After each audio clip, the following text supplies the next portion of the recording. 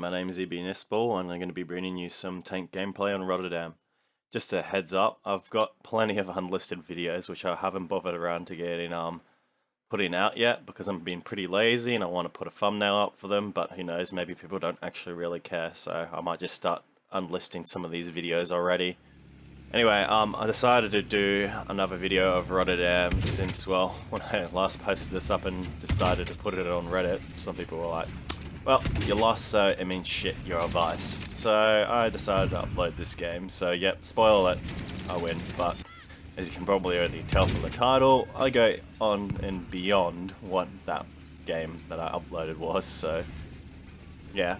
Once again, one of the reasons why I decide that, you know, maybe I'll put up with some gameplay where, yeah, I do really well, but also you can see that maybe I win or don't win is because maybe there'll be some parts of the gameplay where, like, you're versing the worst case scenario where things are not going your way and how to deal with it, because if you have in the perfect scenario in a public game where both teams are actually even, which is pretty much impossible, or you have a situation where the team's got much better quality of players than yours, you know what to do and do the best that you can to at least help your team so they don't end up at least in spawn. Because another way to word this is simply, if you have an experience in game or skill, etc., and you're trying to master it and you fail it, if you can critically analyze it and realize where you did good and where you didn't do good and can improve on it, then honestly,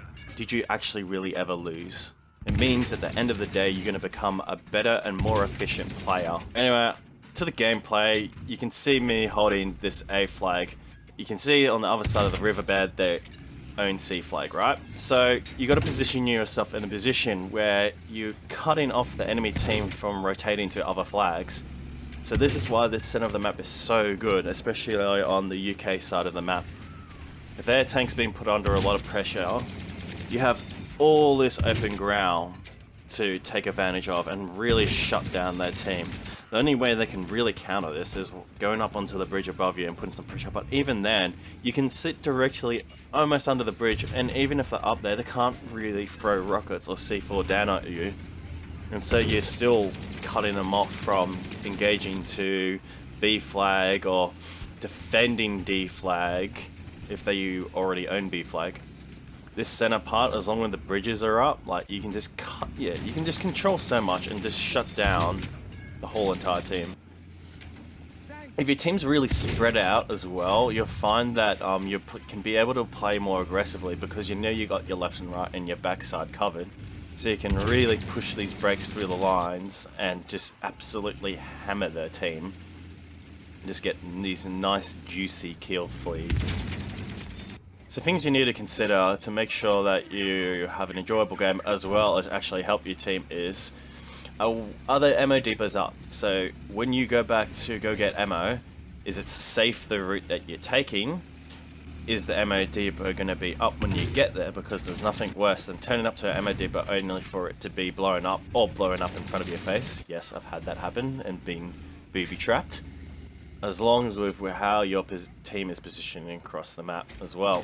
I'm probably repeating myself a couple of times here because, yeah, the video I covered on this already probably has pretty much all the insight you really need.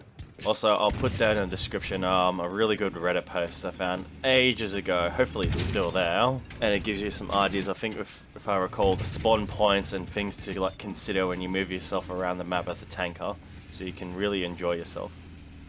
You can see here, right here, I'm trying to listen out for people because I can tell that they just capped D flag. There's a ton of people on it here, so you're going to make sure you cover your angles at all times. I'm not too keen on pushing this, but I still want to kill people. I can see generally my back's kind of covered, but not enough for me to be fully comfortable. If I push in here, I'll become isolated from the team, and then I can't pull out, end up dying, and possibly give the other team an opportunity to make a bit of a comeback and control more of the map. So I decided to retreat here. It's just not worth the risk. Plus our team's actually capping C flag now, so I can actually pull back and be less aggressive because now we have a majority of flags and causes the team to lose tickets. So I pull back, And also, I didn't realize it as well, I only have 5 shells left, so it's about time for me to go back and go get some ammo.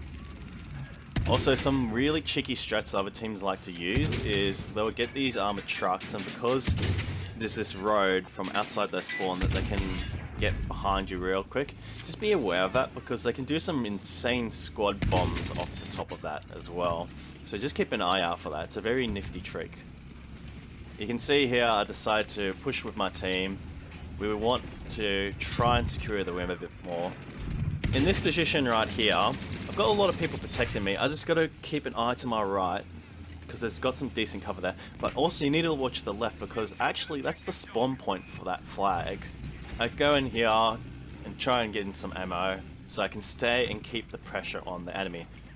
One thing you need to note with this is on Rotterdam, if they call in a V1 right now, I'm screwed.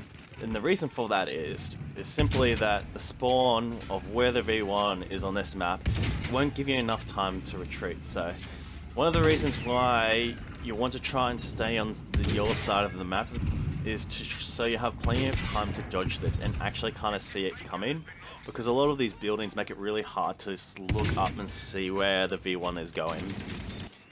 As you can see here, now this is what I'm talking about, how because their spawn can get from their uncap can get right into your own uncap and really easily backcap you. This is one of the risks. If you push up too far forward, you end up losing all your safe places to go get ammo from, and actually your escape route to get out of some of these tricky situations. And you can see here, you know, I've decided to, you know, go fuck it. I own this map. I want this. You're not gonna do this to me.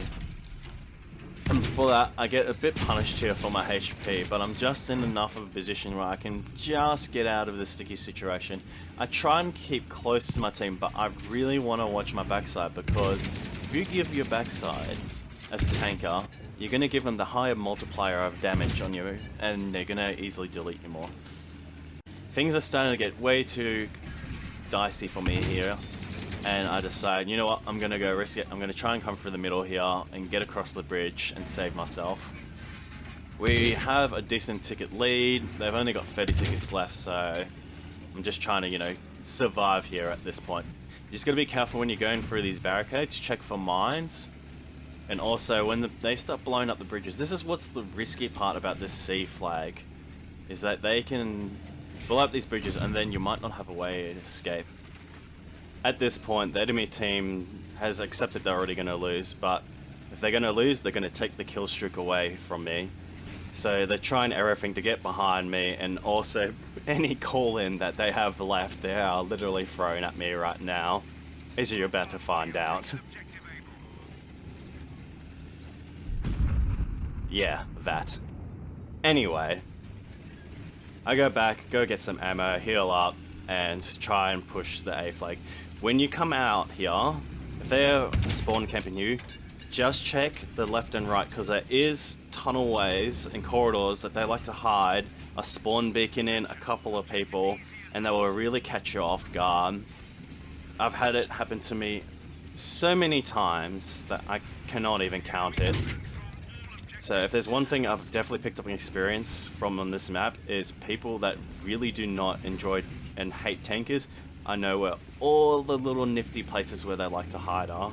So hopefully me giving you some insight to where those positions are, I can hopefully get you into a situation where you don't end up dying. Anyway, I hope you enjoyed this video, and I'll try and get around to start uploading some more tank gameplay and full round videos for you. I'm just very busy with uni at the moment. It's end of year exams, and with all the whole thing COVID going on, it hasn't made it very easy for me to get around and the time to make some of these videos. Anyway, let me know some feedback in the comments below, hit the like button, and subscribe for more. And yeah, hope you guys staying safe in these times. Peace.